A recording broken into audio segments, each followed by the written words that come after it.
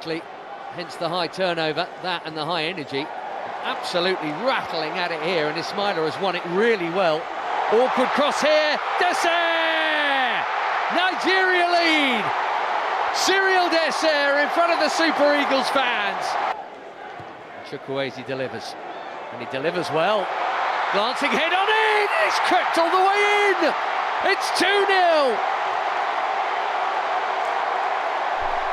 So the Reggae Boyz are set to face Nigeria in the Unity Cup final after the Reggae Boyz defeated Trinidad 3-2 and Nigeria defeated 2-1 in their semi-finals respectively. And this now sets up for a really good brotherly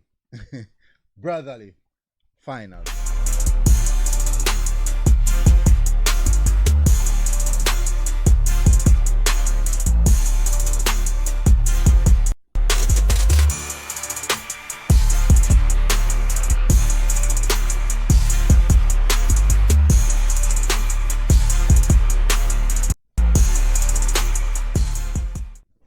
Alright, so welcome back people to MG Sports TV. Thank you very much again for tuning in. And this certainly is going to be a good match. Hit the like button, hit the subscribe button as we discuss the Unity Cup final between Nigeria and Jamaica. And the reason why I use the term brotherly is because these are two nations that in some aspect, based on their characteristics, operate very, very similarly. So hit the like button people, smash the like button, smash that like button. Let's see if we can get the video to 400 likes. 400 likes people, 400 likes we are looking for. Let's see if we can get there. All right, so Jamaica defeated Trinidad and Tobago in a very, very dramatic matchup, and that game ended 3-2 with a late winner from Richard King, which kind of made the game seem a lot closer than it. Well, the game was actually close, if I'm being honest. If I'm being really honest, the game was actually close because in all aspect I thought that Trinidad got their foot on the ball and so got some level of control and brought some bit of nervousness in the Reggae Boyz team and how they play and what we're trying to do. Nevertheless, Reggae Boyz got the job done. They got it over the line, and that is all said and done. Now they move on to the final and they will face Nigeria. Now, from all indications, watching the Nigeria versus Ghana game, even when I did the highlight reel for Nigeria versus Ghana, it was clear, very, very clear, that Ghana technically, in most aspects of the game, were the better team. But in football, you have to put the ball in the back of the net. That is where Ghana really struggled. They got the opportunities and just were incapable of putting the ball in the back of the net. On the other side, Nigeria know how to put that ball in the back of the net. Now, stylistically, Nigeria and the Reggae Boyz play very, very similar. They have similar traits, you know, they play ball over the top, trying to hit the wide areas, utilizing their fast wingers. They have some very, very fast wingers in comparison to the Ghana team, who technically really put the ball on the ground and move the ball very, very smoothly. I do believe, though, the Ghana versus Nigeria game, the intensity was far superior to the Jamaica versus Trinidad game.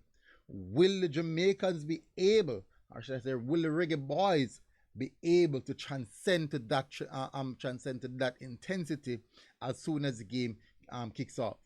Or will we still see that little bit of lethargic type of football play that we saw versus Trinidad? I, for one, don't think we can able to do that. We're in no position to do that right now, or else the Nigeria team will whip us and whip us bad too. But in all aspect, this certainly sets up for a very, very good matchup. And if you look at the context of how the demographic of where the game is playing, you saw that all four nations had huge support, which means that on the final day, I think there might be a third place playoff. If there's a third place playoff, the stadium is going to be packed. the stadium is going to be rammed. So I would encourage, if you are Jamaican here watching this video right now, I would most definitely encourage you to go to the facility minimum 2 to 3 hours before kickoff, so you can get a good parking. I can hassle-free entrance into the facility without have to worry, and get a good seat to sit and watch. Well, probably the seat of the tickets and so, but you can get a proper seat to sit and watch the game in its entirety without have to worry. But if you don't do that, you are in some serious trouble, because that stadium is going to be packed from top to bottom.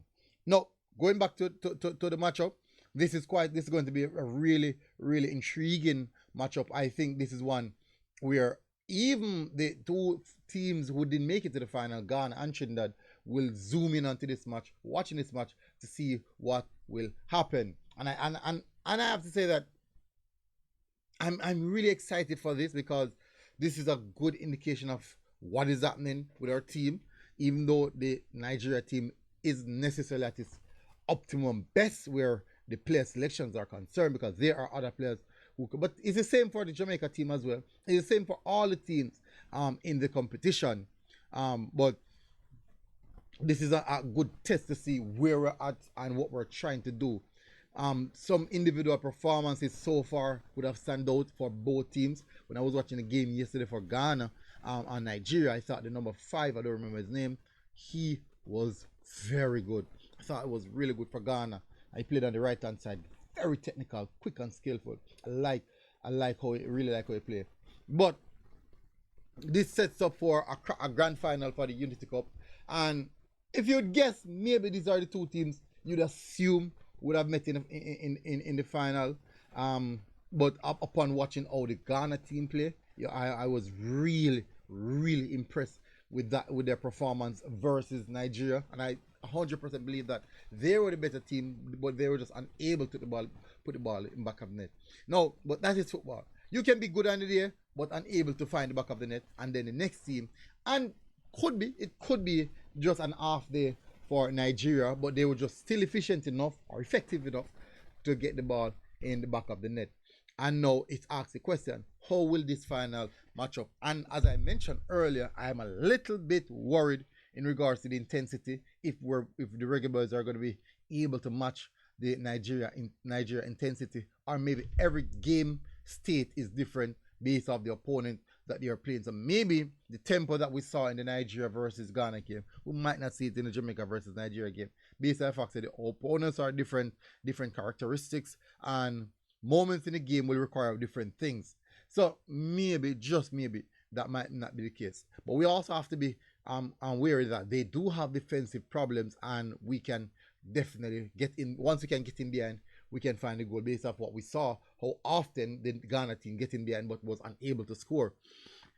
Now, we do have our own defensive problems, and that is something that we have to work on. We have to start defending as a unit to solidify the team structure. And at the end of the day, we have to worry about getting the goals for the game. But that's how it is sometimes. Jamaica versus Nigeria. This is going to be an interesting one. Very, very interesting one. Last time Jamaica played Nigeria, I think was we drew. Let me just bring up the statistics. Sorry about that, Michelle. I have that statistics at hand.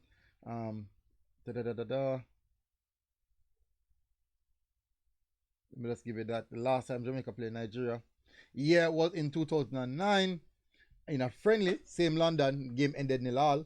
And last time Jamaica defeated Nigeria was in 2003 in Kingston, and we won that game 3-2. So that's just a little bit of statistics. Bless up to Simon for always bringing out the statistics so we can have them.